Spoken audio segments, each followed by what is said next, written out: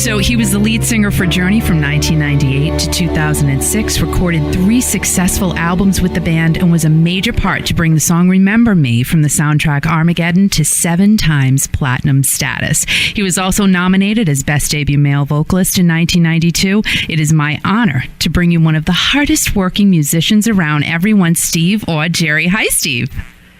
Well, hi, Kiki. Now that's an introduction. How do you do today? How are you? I have to ask you a quick question here before we get going. Your accent, now you're from Brooklyn, but your accent doesn't say that. Doesn't say Brooklyn at all. It's a Southern accent.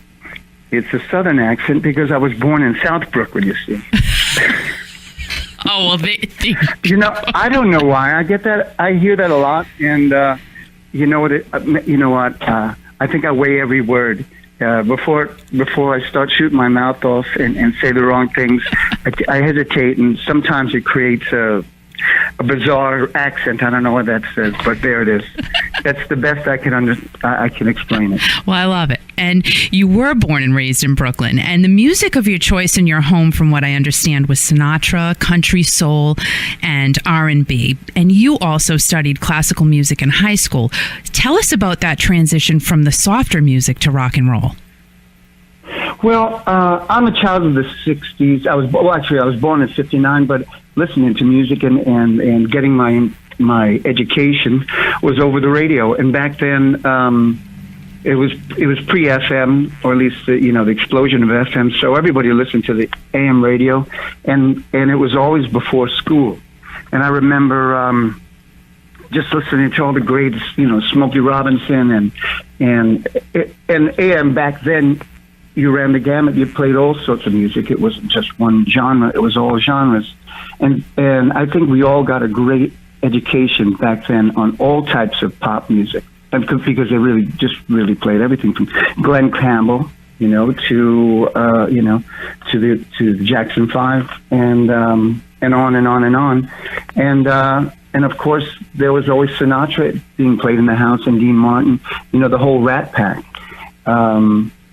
And then I got introduced to classical music when they were putting money into the public schools, and there was money for instruments such as violins and bassoons and clarinets and that sort of thing. So we were fortunate, as kids. We didn't have computers, but we did have a little extra money in the public music system, in the school systems, and we got a little bit more educated in that respect. And did you also teach? So I was exposed to it. Okay, and did you also teach a group of kids as well?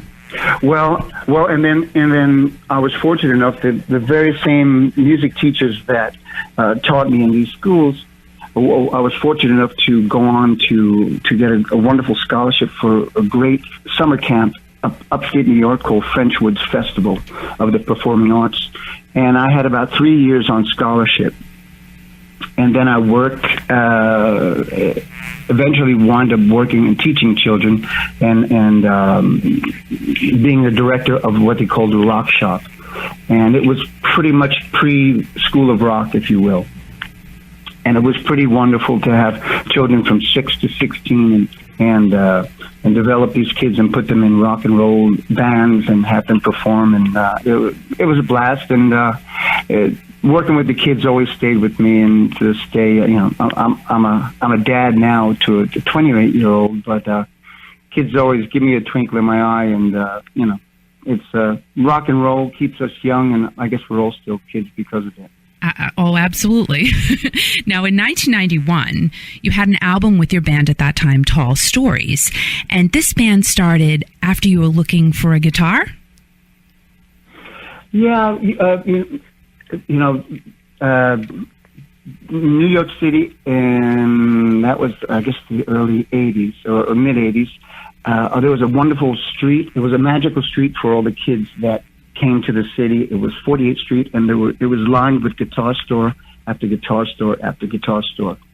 And we would always, I guess, gravitate there, when you had some extra time, or if you play hooky, and you'd look and you'd window shop and stare at the guitars. And one day I went into the guitar shop, and I had a couple of dollars to buy a new guitar. And rather than walk out with a new guitar, I walked out with a new guitarist, and his name was Jack Moore, and we formed a brand new band by the name of Tall Stories. And in fact, a wonderful gentleman up in Fairfield, Connecticut, was our bassist, Kevin Titoyan. And we were signed to Epic Records and put out a record, Tall Stories. And it was a pretty darn good band. But it was that band that was a stepping stone to Journey. Oh, absolutely. Because we were label mates with Journey was on hiatus, and they had a wonderful band called Bad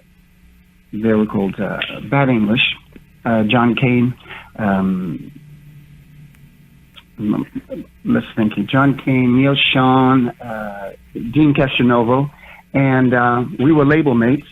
Didn't quite know it at the time, and well, I guess the records kind of passed around, and they heard the band Tall Stories, and I believe it was John. I don't know if I could quote him exactly, but Neil said if they ever got the band back together, Journey that is, that they would have to give me a buzz. Well, that is without Steve Perry, which is unheard of course. But they said we'd have to give this kid a call and see if we could get him audition, and well, and then here we are, but. Then here we are speaking. After Tall Stories, though, you moved over to another band that was quite popular at the time, Tyketto. How did you transition from Tall Stories to Tyketto? Well, yeah, Tall Stories had, unfortunately, the music was changing, and, we were taking hits from, left and right. It's hard to keep a band afloat. When the money's not coming in, and when the shows aren't coming in, and we were trying to, we were taking on water, so to speak. We were like a battleship out to sea, and we were just getting beat up. And one day, a good friend of mine said, "Steve, we were writing a new record, Tyketto was, and if you wouldn't mind coming, give us a hand, come out and write with us for a week." And these guys were on the Belmar, out in the Jersey Shore. And I said, well, sounds like a great idea. It's only an hour and a half drive, I think, from Staten Island at the time. Actually, I was in Brooklyn at the time. And after a week's time of writing, we just hit it off. They were a really great bunch of guys, terrific fellas. And after a week's time, they told me that they actually were not going on with their old vocalist, and that they would love to offer me the vocalist position.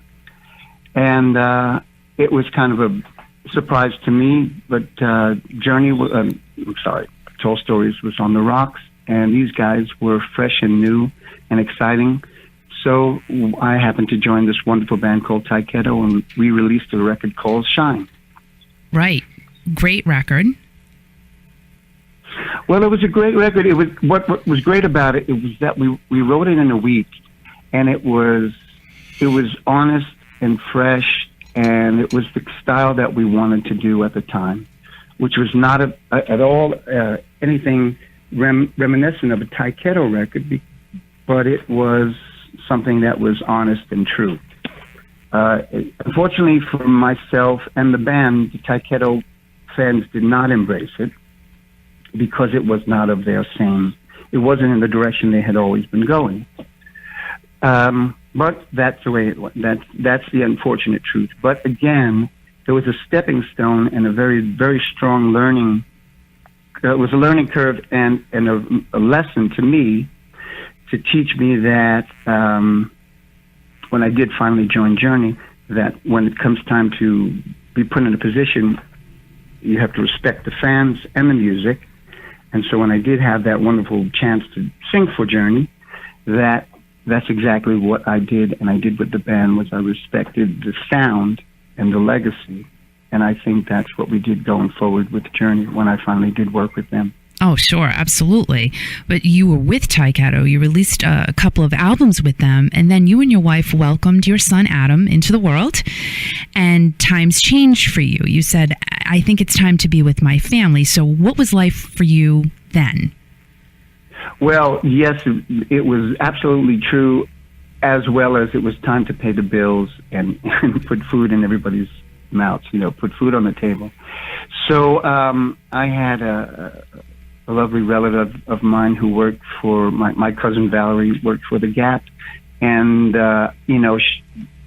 as people do help one another, there was an opening in their maintenance department. So I had worked 20 years swinging a hammer and doing construction, and always, again, making ends meet that way, amongst other things, but always a lot of construction in my life. So I worked for the Gap I was working for the Gap, changing toilet bowls and light bulbs, and installing this and that, and painting fitting rooms. And if you've ever gone into a fitting room and walked out with your tuchus, with some wet paint on your tuchus, it was probably because I had just painted it 10 minutes prior to that. So, oh my gosh, I had Steve Augeri paint on my tuchus. That is crazy. I never knew, but now I know. It's true. But anyway, long story short, is I was approaching a year anniversary, and I received a phone call, a very strange phone call from Neil Sean. You didn't think it was real, did you? You thought that was a prank. No, I mean, who would actually? I never spoken or met Neil, and I had a brother-in-law who was, beyond prankster. He was, always good for a great prank, and I thought he had put somebody up to do this to me. And 10 minutes, we hung up the phone, and 10 minutes later, I received another call from someone who claimed to be Jonathan Cain.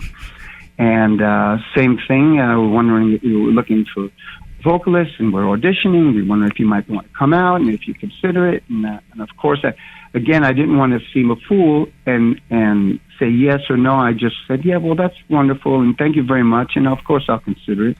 And I hung up the phone, and again, I didn't want to commit because I thought if someone was, trying to get the better of me.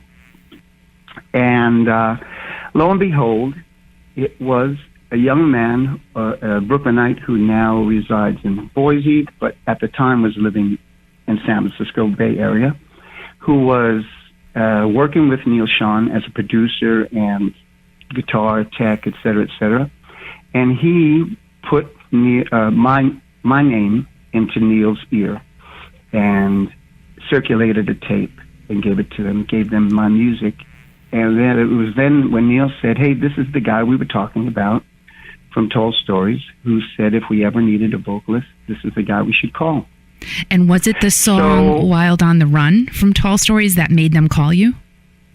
That's correct. And in fact, I could tell you back in the day, we had there was some mild rotation out of you guys at I-95, and I'll thank you now after all these years, after 20 years or so. Well, you're welcome. Wild on the Run, that's correct. Nice. And so, to make a very long story short, and I know I sound very winded, I had that, there was the audition, and again, we're speaking this morning and preparing to do a show by you guys this weekend, tomorrow. Totally excited. Yeah. Now, I could use another cup of coffee. Sorry. Do you have it next to you? Coffee, please.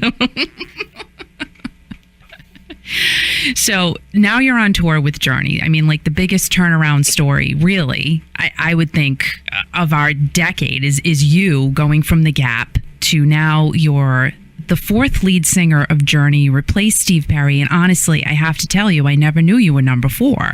That was news to me. So you're the new lead singer of Journey. Amazing opportunity in your life. You started off by singing to 1,500 seat theaters, and then that grew to over 70,000 plus seated theaters with you as lead singer. How did this new opportunity of a lifetime match up with your family life? Well, this is basically, when I was younger, I had some kind of inner dream. It was always a dream since I had saw the Beatles on Ed Sullivan, as many of us did, and it created a spark deep inside me that grew and grew and grew, And finally, an opportunity fell into my lap. And although I was not prepared for it 100%, it put me into action. I jumped into action, and I started training vocally, physically, mentally, and it changed everything. Everything changed from getting up at 5 a.m. and, like I said, swinging a hammer to trying to put my mindset into working with and singing for and fronting one of America's premier rock and roll bands of all time. And I knew for a fact that it was not going to be easy for myself personally. It wasn't going to be easy for the Journey audiences, or any time you have a personnel change in such a and with someone at that stature. I mean, oh my goodness, Steve Perry, one of the finest singers in the world. I'm going to be, there's going to be a lot of arrows pointed at me, and I'm going to be the subject of a lot of dartboards, if you will. Yeah, there was a lot of craziness surrounding that transition of you taking over as lead singer for Journey at that time. And rightfully so. I mean, human nature would say, especially we're fans, and I've been fans of bands, and I would just say, well, are you out of your mind? And I won't have it. I just forget about it, as we say in Brooklyn. So it was an uphill battle, but you know what? I think we're put on this earth, and we sometimes we have a job to do, and this was my job. It was my calling, I suppose. Fortunately for me, and it was a pretty darn good challenge. And it could have been a hell of a lot of other things, but this was a beautiful challenge. Oh, absolutely. And so I had to make sure I was up for it, and the best I can tell you is I did my best. I took my best shot, and things worked out for a little under 9 years, and some of the best times of my life, for sure. Well, I think you did quite okay, because Remember Me from the movie Armageddon gets released. The album goes 7 times platinum, and your voice is on this song. It was such an awesome song. So at that time, do you think that's when fans started reverting to, we like Steve Augeri. We're gonna embrace him now? Well, fortunately for me, I did have a very, very small fan base from the Tolstoy record, as well as the Tyketto record, because we did have, I guess the critics acclaimed, at the very least, the Tolstoy record, and we did get a good buzz from the Tyketto record, so there was a small base there. And frankly, after an 9-year period of slowly chipping away at the Stone, and like I said, we started out at 1,500-seat theaters, beautiful vaudeville theaters throughout the country, and we took it slow. We ramped up, and show by show, we built a little bit stronger foundation, little by little, and we started to win fans, literally show by, with a show at a time. And it didn't happen overnight, as it wouldn't. And like anything else, you work hard and you're persistent. Things, and if you truly have passion for it, it worked out. And it could have gone the other way, but I was fortunate, and the band was fortunate that we were successful in that way. Oh, of course. Well, now we go to 2006, and your journey with the band ends. How did you handle going from working and performing absolutely nonstop to just simply not? What happened at that point? Well, let's put it this way. It was the most bitter and sweet time of my life, because it had been the ride of a lifetime. It had been a dream come true, and it came to a screeching halt. My voice had failed me. I had become ill. I had become ill, and from that, I had some medical issues, and from that, it deteriorated my voice, along with touring, multiple years of touring, and just a little, let's say, just a little too much workload for me at the time. Mm-hmm. So, things came to a screeching halt. However, it was also a relief because I knew I needed to get off that speeding train, and the band was becoming more popular. We were playing bigger audiences, and however, well, anyway, so long story short is I got off the train just about when the band was about to re-explode, and just with the resurgence of Don't Stop Believing, both in thanks to The Sopranos as well as Glee, the timing was a little off on my part. But it was meant to be. I only can imagine it was meant to be. And again, I think I had, lucky for me, I had a pretty good run, and I have no regrets. I wish I could have hung in there a little longer, but it was meant to be. And I guess I'm happier for it today because I get a chance to perform a little less, which is probably better for this slightly aging body. Oh, and you look pretty good. Yeah, well, I gotta say, you're still in the tight pants. Well, I'm feeling better. You know what? I literally feel better today than I did on the last show of my last performance with Journey. So, and I'm a lot happier too. Nice. The workload was just a little too heavy for me at the time. So enters. They had somebody replace me by the name of Jeff Scott Soto, and then shortly thereafter they found the amazing Arnel Pineda, who's just terrific, and they've been doing well ever since. Well, up until about, I guess, a month ago. So things are kind of in the wind with them. But but the beautiful thing about Journey is the music lives on. Well, of course, and the music is the strength of the band. I guess that's how I had my success with them, and they were able to continue with another 10 years.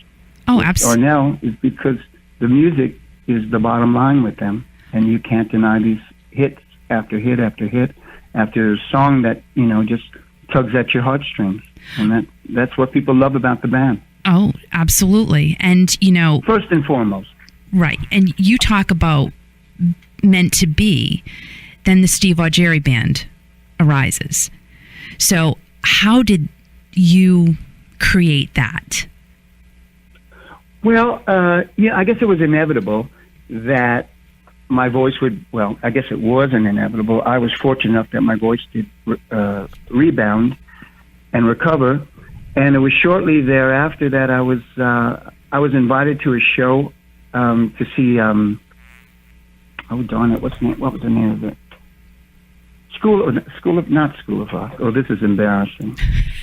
A Broadway show where Don't Stop Believing was being featured. Oh, I saw it, actually. Yes. Where they had all the Journey songs. Yeah. Yes, it was quite funny.